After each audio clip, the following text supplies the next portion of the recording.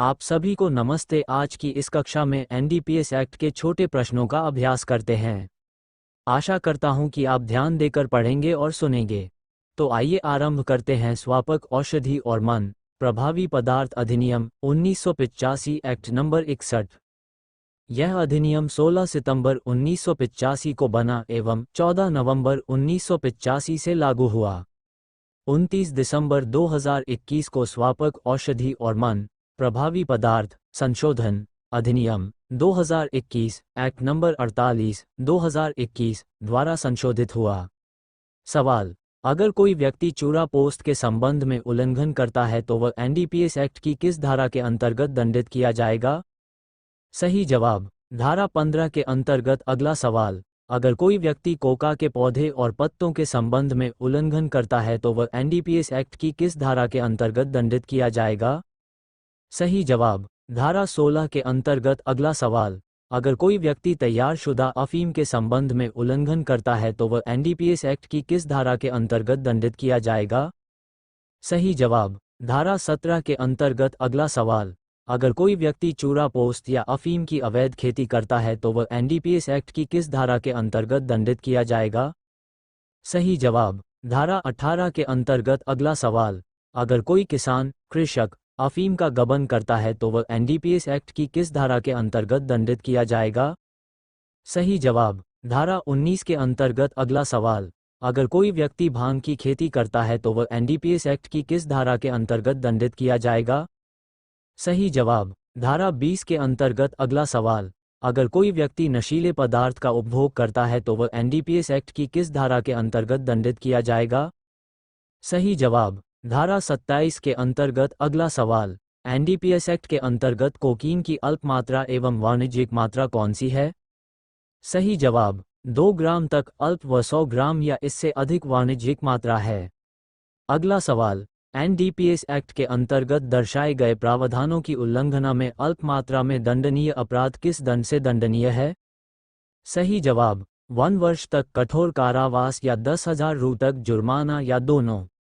अगला सवाल: NDPS act के अंतर्गत दर्शाए गए प्रावधानों की उल्लंघना में मध्य मात्रा में दंडनीय अपराध किस दंड से दंडनीय है? सही जवाब 10 वर्ष तक कठोर कारावास और 1 लाख रु तक जुर्माना।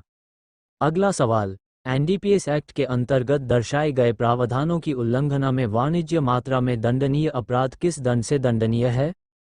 सही जवाब 10 वर्ष से 20 वर्ष तक कठोर कारावास और 1 लाख से 2 लाख रुपए तक जुर्माना। अगला सवाल: एनडीपीएस एक्ट 1985 के अंतर्गत 0.1 ग्राम कोकीन की मात्रा कौन सी मात्रा है? सही जवाब अल्प मात्रा। अगला सवाल: एनडीपीएस एक्ट के अंतर्गत 20 ग्राम अफीम की मात्रा कौन सी मात्रा है? सही जवाब अल्प मात्रा। अगला सवाल: एनडीपीएस एक्ट 1985 के अंतर्गत 950 ग्राम चूरा पोस्ट की मात्रा कौन सी मात्रा है?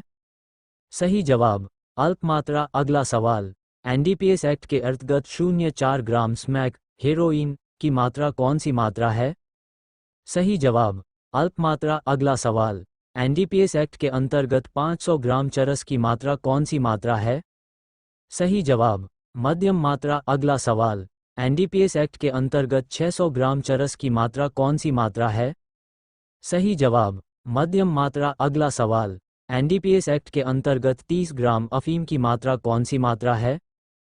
सही जवाब मध्यम मात्रा। अगला सवाल: एनडीपीएस एक्ट के अंतर्गत 50 ग्राम अफीम की मात्रा कौन सी मात्रा है? सही जवाब मध्यम मात्रा। अगला सवाल: एनडीपीएस एक्ट के अंतर्गत 100 ग्राम स्मैक हेरोइन की मात्रा कौन सी मात्रा है?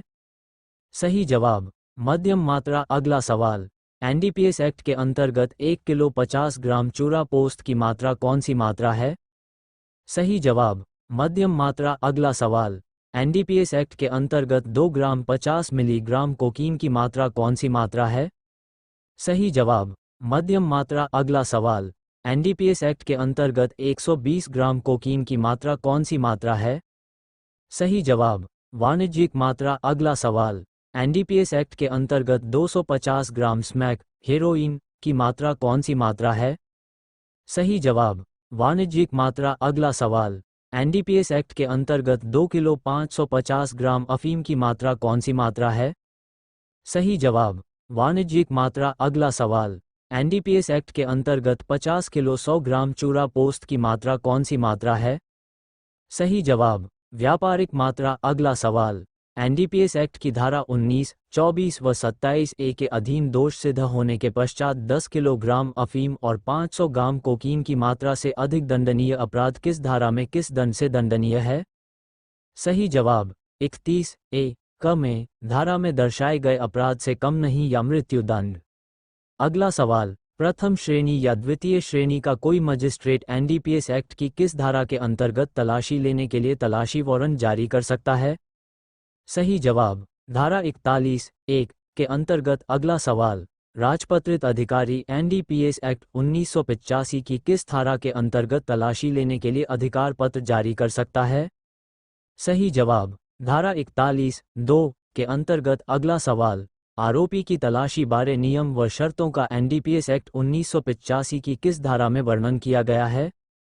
सही जवाब, धारा 50 के अनुसार। अगला सवाल, एनडीपीएस एक्ट 1985 की धारा 64 में क्या प्रावधान है? सही जवाब, इस एक्ट की उल्लंघना में साक्ष्य प्राप्त करने के आशय से अभियोजन से उन्मुक्ति देने बारे। अगला सवाल, एनडीपीएस एक्ट की किस धारा के अंतर्गत केंद्रीय या राज्य सरकार इस एक्ट के प्रावधानों की उल्लंघना में संलिप्त व्यक्ति का साक्ष्य प्राप्त करने के आशय से किसी भी अपराध के व्यक्ति को शर्त के आधार पर अभियोजन से उन्मुक्ति दे सकेगी? सही जवाब, धारा 64 के अनुसार। अगला सवाल, एनडीपीएस एक्ट की धारा 64 के अंतर्गत के केंद्र राज्य सरकार किन अपराधों में व्यक्ति को अभियोजन से उन्मुक्ति प्रदान कर सकेगी? सही जवाब, एनडीपीएस एक्ट के अधीन दंडनीय अपराधों में। अगला सवाल, एनडीपीएस एक्ट की धारा 64 क में क्या प्रावधान है?